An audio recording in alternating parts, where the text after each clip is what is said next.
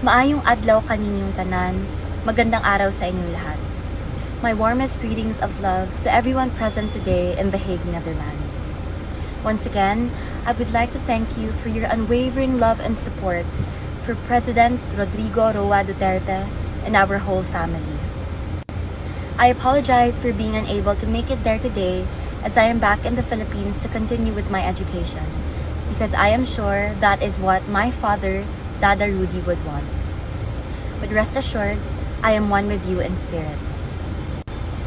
I kindly ask you to continue being in collective prayer for our Tatay Digong. May we also continue to be the hope of our beloved country, the Philippines. Mga kababayan ko, let us not stop until our Tatay Digong is safely back home.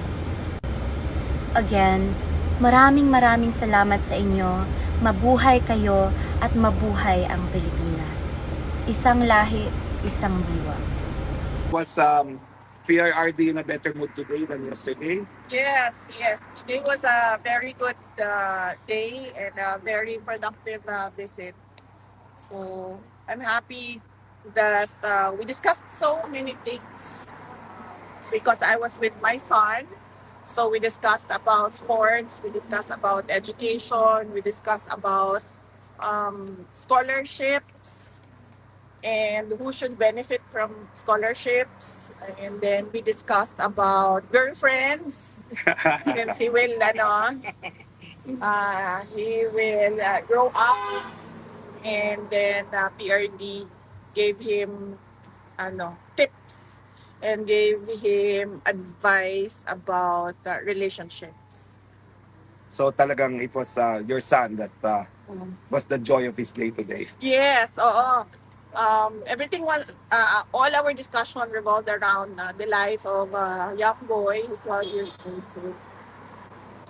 And then he was visibly pleased when he saw his grandchild because he's tall already. The last time we saw him was he's not that tall. He's 5'5" now at 12 years old. Wow. That made him visibly surprised and pleasantly surprised. Sa politika po, okay, usapan.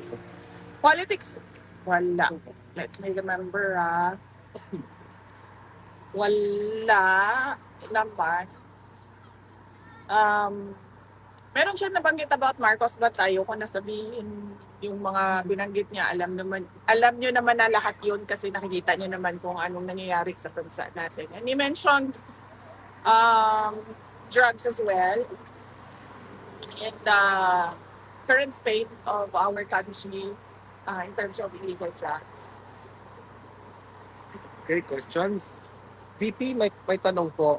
Congratulations for the Office of the Vice President for receiving an unmodified statement from opinion from COA, I'm sorry, for 3 straight years under your leadership. What's your opinion with respect to this? Well, it shows the transparency and accountability and the compliance of the Office of the Vice President with all the regulations required by. So we are thankful for the hard work. I am thankful for the hard work of Office of the Vice President personally. After Vice President, ano po yung reaction ninyo? Or what does it mean when you told your spokesperson of the Office of the Vice President, Attorney Ruth Castelo, that she will not be the attack dog of the Office of the Vice President? What's the motivation behind this? Because her job is for the institution, is for the Office of the Vice President. No, it's not political. It's not for me. So that is why she will only bring good news, accomplishments, and announcements of the Office of the Vice President. Not the other woman. So Nag-a-atake sa inyo. no. We do not want to besmirch the reputation of our office. Oo nga po.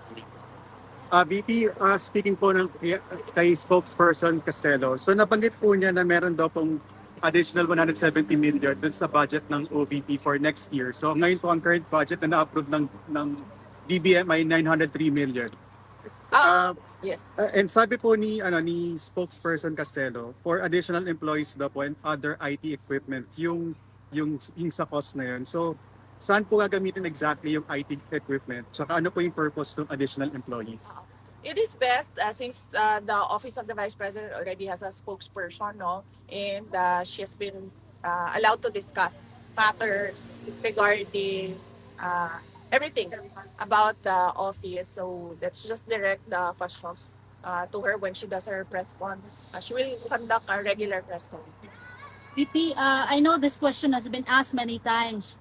Yung impeachment na nakahang pa rin sa'yo, how are you going to address the allegations of, for example, fictitious names as beneficiaries of the fund? It can be very well addressed during trial. So our lawyers are preparing for the trial and collecting pieces of evidence and gathering affidavits from witnesses that they will present during trial. But let me just say this, no, na I think it is wrong for everyone to pick up as truth or as a fact all the pronouncements of the members of the House of Representatives, particularly with the fictitious names, because there are rules in intelligence operations, and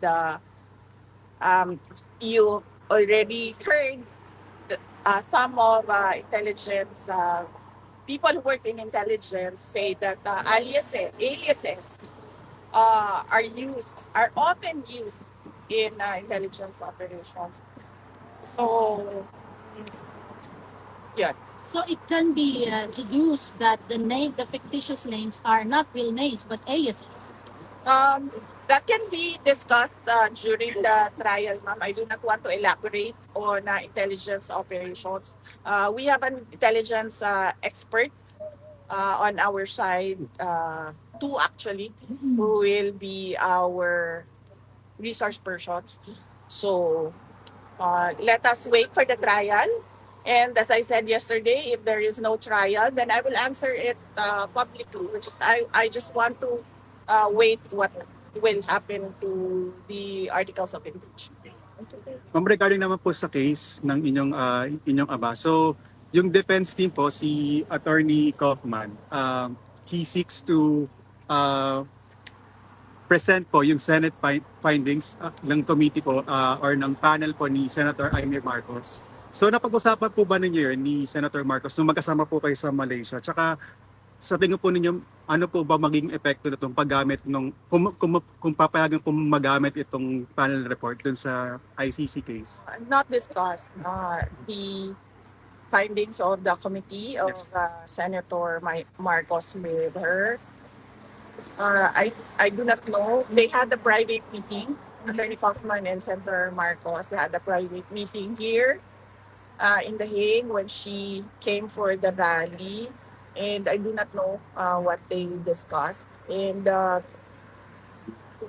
Attorney Kaufman is careful as well on what he discusses with me. Because there are some things, there are many parts of the defense strategy that are confidential and are privileged between the lawyer and the client. Ma'am, kumusta po pala yung inaayos niyong oath-taking for mayor of your father? Is it going to happen? Hindi po ako nag-aayos ng oath-taking niya, ma'am. Inaasikaso po yun ng kanyang mga abogado sa Pilipinas. So hindi ko po alam kung anong update ng mga lawyers niya sa Pilipinas. Andito po ako para bumisita kay dating Pangulong Rodrigo Duterte at magpakita ng support. VP, can I ask question? Nag-explain niyo po yung mga evidence ni Claire Castro na half of the evidence po is blanco, na mga barangays that drugs-free daw po debate. Tapos na masyado daw makapal yung mga list. Pero half of that is empty. Ano po masasabi ka na? Well, it's not surprising coming from the administration, no? They fabricate many things and many accusations. So I would not be surprised if they fabricate data with regard to the drug situation. So, Example, ng fake news. uh, absent a law on fake news, kung ano yung hindi totoo, hindi truthful, and faithful to the facts, that would be fake news. VP, I know we ask this all the time. Meron po bang mensahe si President Duterte sa mga kababayan niya? Kanina, masyadong mahaba kasi I'm sorry ha. Kanina, he had message for everyone. It was so long and somehow hindi ko na nakuha lahat. I'm so sorry.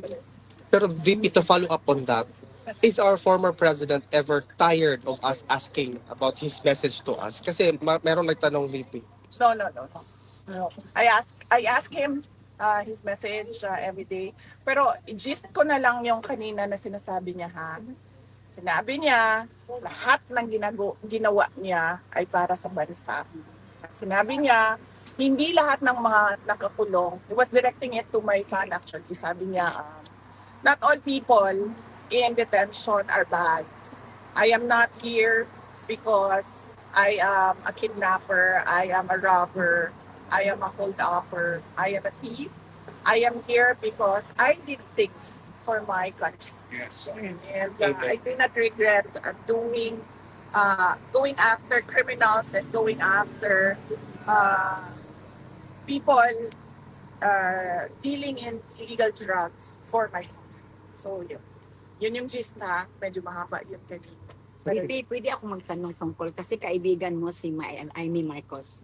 Kasi palagi ako papunta dito, walang nagtatanong tungkol sa dalawa ninyo. Yung nagpunta ka sa Villamor Airways, natanong mo ba ni Amy Marcos na saan siya? Kasi hindi ka pinapasok eh. Tapos yung si Alpotera nakapasok. Yun lang ang tanong ko. Kasi kaibigan mo siya. Di ba kung Hindi ko siya- kaibigan mo siya, nandoon siya sa'yo? Wait ma'am, sandali ha. Kasi may, Hindi ko na kasi maalala ma'am. Tingnan ko lang yung chat namin ma'am. Oo, kasi- usap kami nung araw. na Kasi- yun, ma'am. maraming nagtatanong March sa 11 akin. yun, no? Okay, importante naman ito. Sasagutin niya. Sasagutin. Hanapin ko lang ma'am kung meron kaming chat that day, March 11. Pero sa maalala ko lang ma'am, wait lang. Ilang weather ngayon ba yung Oo, mahaba din yung chat namin. Sandali lang. Sorry. Nasa May pa tayo. Nasa May 10 pa tayo. May 7 pa tayo. May 1. So, may isang buwan pa. That is very important. That is very important because si BP is very trusted with Amy Marcos. Baka yan ang manggulo sa 2028. Yes, that's Wait lang. Wait lang. Yeah, I know. Marcos is traitor. Love, calm down. Yeah, I know. Wala kami during Tanawa. the ma'am. That is very important, BP. Wala, ma'am. Wala kami. Pondo. Oh, hindi mo siya natanong. Actually, natanong ma'am Oh, nasaan kung siya? pwede, Kaibigan ka. nasaan siya. Hindi mo siya natanong. Bakit hindi siya doon sa Villamor Airways kung tapat siya sa iyo, tapat siya sa mga Duterte? Kasi nakipag-ariglo siya sa iyo, naging kaibigan mo na ngayon. Ma'am, Tapos wala siya sa Villamor Airways. Sagutin mo hindi siya. naman ako, hindi ako spokesperson ni Senator Amy Marcos. Pero, in fairness to her, ang dami nang wala doon sa Villamor Air Base, ma'am. Ang dami talaga na nagsasabi na para kay President Duterte sila at sumusuporta sila kay President Duterte pero wala sila doon sa Villamor Air Base at all.